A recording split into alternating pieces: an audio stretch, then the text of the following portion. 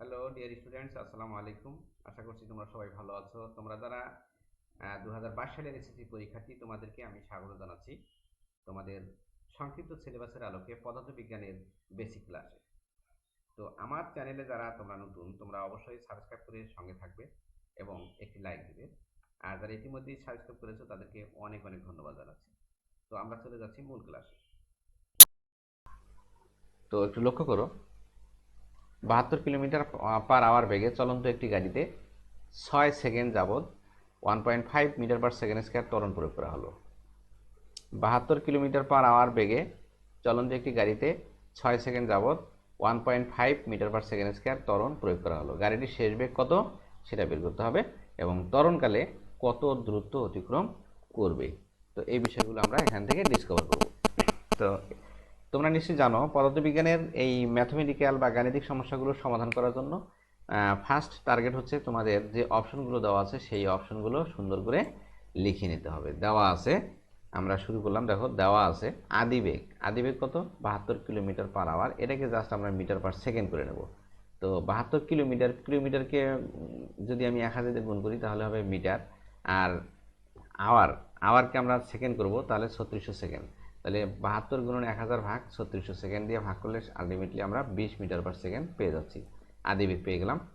সময় হলো 6 সেকেন্ড, তাহলে টি কত 6 সেকেন্ড। আর ত্বরণ দেওয়া আছে 1.5 মিটার পার সেকেন্ড স্কয়ার, অর্থাৎ ত্বরণ a equal 1.5 metre per second square. গাড়িটির শেষ বেগ কত, অর্থাৎ ভি কত সেটা আমরা বের করবো। আমরা জানি ভি ইকুয়াল ইউ প্লাস এটি।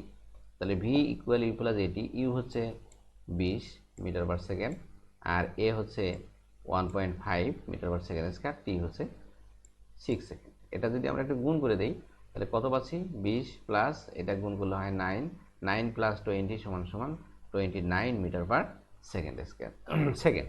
তাহলে আমরা দেখো শেষ বেগ ভি পেলাম কত 29 মিটার পার সেকেন্ড।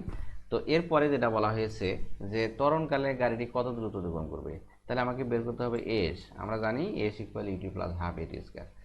তো ইউ হচ্ছে 20 মিটার পার সেকেন্ড গুণন টি হচ্ছে 6 সেকেন্ড প্লাস হাফ এ হচ্ছে 1.5 মিটার পার সেকেন্ড স্কয়ার গুণন টি হচ্ছে 6 তারপর স্কয়ার। তো এটাকে যদি আমরা একটু হিসাব করি তাহলে 36 গুণন 1.5 হাফ, তাহলে আসছে 27। আর এটা গুণগুলো হয় 120 অর্থাৎ 120 প্লাস 27 সমান সমান 147 মিটার। তাহলে আমরা এখান থেকে দুইটা অপশন পেয়েছি, শেষ বেগ পেয়েছি এবং ত্বরণকালে দ্রুত এস পেয়েছি। তো এটাই হচ্ছে এই গাণিতিক সমস্যাটির সমাধান। প্রিয় শিক্ষার্থীরা, তোমরা যদি বুঝে থাকো তাহলে আমরা আরেকটি গাণিতিক সমস্যায় চলে যাচ্ছি। তোমরা একটু লক্ষ্য করো, খাড়া উপরের দিকে একটি রকেট নিক্ষেপ করা হলো। খাড়া উপরের দিকে একটি রকেট নিক্ষেপ করা হলে এর জ্বালানি উপরের দিকে 40 মিটার পার সেকেন্ড স্কয়ার ত্বরণ সৃষ্টি করে এবং জ্বালানি শেষ না হওয়া পর্যন্ত এই ত্বরণের মান একই থাকে। রকেটটিকে যদি 8 kilometre per hour 8 kilometre per second বেগ অর্জন করতে হয় তবে কত সময়ের জন্য জ্বালানি ব্যবহার করতে হবে। তাহলে এখানে আমাদেরকে বের করতে হবে সময়। তো আমাদের আবারও বলছি, দেখো খাড়া উপরের দিকে যখন আমরা নিক্ষেপ করব তখন কিন্তু রকেটের আদিবেগ কিন্তু 0 মিটার পার সেকেন্ড। এরপর এটাকে উপরের দিকে ত্বরণ কত 40 মিটার পার সেকেন্ড স্কয়ার, অর্থাৎ এ হচ্ছে 40 মিটার পার সেকেন্ড স্কয়ার এবং খাড়া শেষ বেগ হচ্ছে 8 কিলোমিটার পার সেকেন্ড, অর্থাৎ 8 কিলোমিটারকে 1000 দিয়ে গুণ করে দিলে কি হবে 8 গুণ 1000 মিটার পার সেকেন্ড। আর ত্বরণ দেওয়া আছে 40 মিটার পার সেকেন্ড স্কয়ার। সময় কত সেটা বের করতে হবে। তোমাদের এই গাণিতিক সমস্যাগুলোর সমাধান করার জন্য আমাদের যে গতি বিষয়ক সূত্রগুলো আছে সেই সূত্রগুলো থেকে তোমাদের খেয়াল রাখতে হবে এমন একটি সমীকরণ ব্যবহার করতে হবে যে সমীকরণের মধ্যে আমাদের টার্গেট অর্থাৎ যেটা আমার দরকার সেইটা ছাড়া বাকিগুলোর মান দেওয়া থাকবে। তো যেমন এখানে ইউ দেওয়া আছে, ভি দেওয়া আছে, এ এবং দেওয়া আছে টি বের করতে হবে। তো আমরা এখান থেকে ভি ইকুয়াল ইউ প্লাস এটি এই সমীকরণটা যদি ব্যবহার করি তাহলে এখান থেকে টি আলটিমেটলি বের করতে পারবো। তো লক্ষ্য করো ভি ইকুয়াল ইউ প্লাস এটি, এখান থেকে যদি আমি টিকে আলাদা করতে চাই তাহলে a t equal v minus u, t equal v minus u by এ।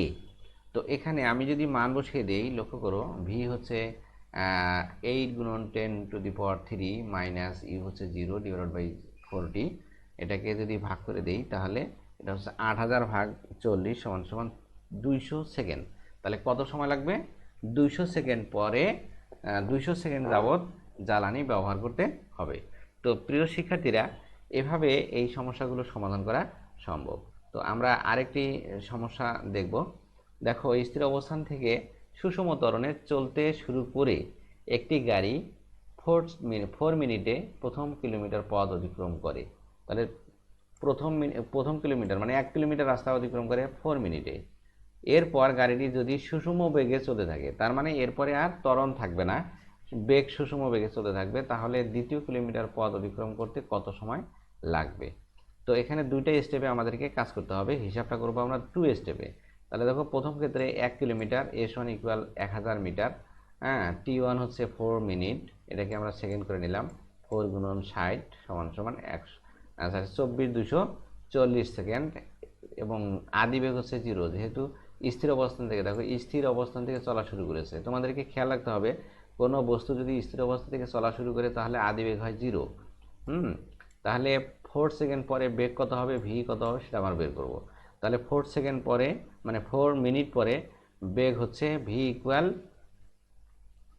যদি আমরা বের করি, প্রথমে এখানে দেখো বলা হয়েছে এরপর গাড়িটি সুষম বেগে চলতে থাকবে। তাহলে এখান থেকে আমরা প্রথম ক্ষেত্রে S1 যেহেতু এখানে এ নাই, সেহেতু আমরা ভি ইকুয়াল ইউ প্লাস এটি সূত্রটা প্রয়োগ করতে পারবো না। তো এখানে আমরা S1 equal u plus v by 2 into T1 দিলাম।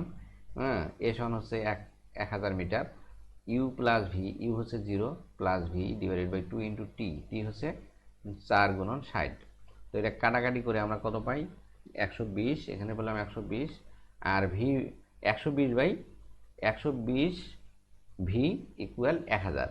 তাহলে এখানে আমরা ভি ইকুয়াল পাবো 2 গুণন 1000 ডিভাইডেড বাই 4 গুণন 4 গুণন 60। এটা কাটাকাটি করলে আলটিমেটলি আমরা পাচ্ছি 1/12 গুণন 10⁻², এত মিটার পার সেকেন্ড। তাহলে আমরা বেগ পেয়ে গেলাম। কি পেয়ে গেলাম? দেখো, স্থির অবস্থান থেকে মানে প্রথম কিলোমিটার পথ অতিক্রম করার শেষে তার বেগ হবে ভি ইকুয়াল 1/12 গুণন 10⁻² মিটার পার সেকেন্ড। এরপর গাড়িটি সুষম বেগে চলতে থাকবে, মানে এই যে বেগ যে পাইলাম আমরা, এই বেগে বাকি 1 কিলোমিটার পথ অতিক্রম করবে। এক্ষেত্রে সময় কত লাগবে সেটা আমরা বের করব। তো সময় যদি লাগে T2, আমরা এখানে 1 কিলোমিটার 1000 মিটার, আর ভি আমরা পেয়েছি এত। আমরা জানি এখানে এস ইকুয়াল ভিটি, অর্থাৎ S2 ইকুয়াল ভি T2। তাহলে T2 equal S2 by V, মানটা বসিয়ে দেই। তো প্রিয় শিক্ষার্থীরা, S2 হচ্ছে 1000 মিটার ডিভাইডেড বাই 1/12 গুণন 10 স্কোয়ার। তো এটাকে যদি একটু হিসাব করি তাহলে 12 উপরে যাবে, 12 গুণন 1000 ভাগ 100 সমান সমান 120 সেকেন্ড। আমরা কত পেয়েছি? 120 সেকেন্ড। তাহলে দেখো, দ্বিতীয় কিলোমিটার পথ অতিক্রম করতে তার 120 সেকেন্ড সময় লাগবে। তো এভাবে আমরা এই সমস্যাটা সমাধান করতে পারি। তাহলে প্রথমে আমরা প্রথম স্টেপে দেখো 4 সেকেন্ড পরে কত বেগ হয়েছে সেটা ভি আমরা বের করে নিয়েছি। এরপরে সমবেগে চলছে, সুতরাং আমরা এখানে বের করবো এস ইকুয়াল ভিটি, এস ইকুয়াল ভিটি, এখান থেকে টি আমরা বের করবো, অর্থাৎ টি টু সমান সমান 120 সেকেন্ড। ওকে ডিয়ার স্টুডেন্টস, এরপরে দেখো দুটি গাড়ি, একটা 4 মিটার পার সেকেন্ড বেগে আর একটি হলো 7 মিটার পার সেকেন্ড বেগে নিয়ে একটি প্রতিযোগিতা শুরু করে। একই স্থান থেকে দুটি গাড়ি, একটা 4 মিটার পার সেকেন্ড বেগে আর একটা 7 মিটার পার সেকেন্ড বেগ নিয়ে প্রতিযোগিতা শুরু করে। এদের ত্বরণ যথাক্রমে 0.5 মিটার পার সেকেন্ড স্কোয়ার, আরেকটার ত্বরণ হচ্ছে 0.4 মিটার পার সেকেন্ড স্কোয়ার। দুটি গাড়ি দুটি যদি একই সময়ে শেষ প্রান্তে পৌঁছায়, তবে এরা কত সময় ধরে প্রতিযোগিতায় অংশ নিয়েছে? তো তোমাদের একটু খেয়াল রাখতে হবে। ধরে নেই এইখান থেকে যাত্রা শুরু করলো, তো এটা হলো এ বিন্দু আর এটা হচ্ছে বি বিন্দু। তাহলে এ বিন্দু থেকে বি বিন্দুতে যাবে, তো উভয় ক্ষেত্রে কিন্তু দূরত্ব কিন্তু সমান, অর্থাৎ এস। উভয় গাড়ির ক্ষেত্রে দূরত্ব বা সরণ এস। তো একই সময় যেহেতু পৌঁছেছে, গাড়ি দুটি যদি একই সময়ে শেষ প্রান্তে পৌঁছায়, তাহলে উভয় ক্ষেত্রে সময় কিন্তু ফিক্সড। তো ডিয়ার স্টুডেন্টস, আমরা এখান থেকে কি করব, মনে করে নেই যে গাড়ি দুটির প্রতিযোগিতায় অংশগ্রহণ করেছিল যে সময় ধরে, সেটা হচ্ছে টি, এবং সরণ হচ্ছে এস। দেখো, আমরা সরণ এস ধরে নিলাম, আর টি হলো সময়। আমরা এই দুইটা জিনিসের মান বের করব। এখানে বলা হয়েছে শেষ প্রান্তে পৌঁছায়, আর তবে কত সময় ধরে প্রতিযোগিতা অংশ নিয়েছিল আমরা কি বের করব, টি বের করব, অর্থাৎ টি এর মানটা কত সেটা আমরা এখান থেকে ডিসকভার করব। ওকে ডিয়ার স্টুডেন্টস, তো চলে যাচ্ছি আমরা মূল আলোচনায়।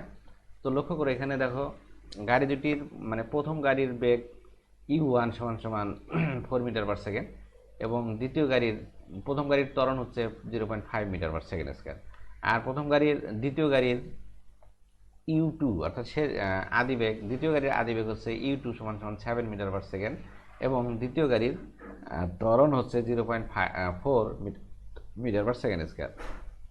তাহলে উভয় ক্ষেত্রে সময় যদি সমান হয় তাহলে টি কত সেটা আমরা বের করব। তো আমরা জানি যে প্রথম গাড়ির ক্ষেত্রে যে সমীকরণটা ব্যবহার করব S equal u1t plus half a1t square, এটা আমরা লিখে নিতে পারি। তো প্রথম গাড়ির ক্ষেত্রে s1 সমান সমান u1t plus half a1t square, এটা প্রথম 1 নম্বর সমীকরণ, এবং দ্বিতীয় গাড়ির ক্ষেত্রে সরণ কিন্তু একই, অর্থাৎ s equal u2t plus half a2t square, এটা 2 নম্বর। তাহলে 1 এবং 2 যদি s এবং s সমান হয় তাহলে আমরা লিখতে পারি এইটা সমান সমান এই অংশটা। তাহলে আমরা এই 1 এবং 2 নং সমীকরণ থেকে u1t plus half a1t square equal লিখতে পারি a2t plus half a2t square. হ্যাঁ, এটা আমরা লিখতে পারি। তো উভয় পাশে যদি আমরা টি কমন নেই, দেখো টি কমন নিয়ে নিলাম এবং একটা টি বাদ দিয়ে দিলাম। হ্যাঁ, তা আমরা কাজ করব u1t মাইনাস u2t, আর এবার সেটা নিয়ে আসলাম half a2t square minus half a1t square.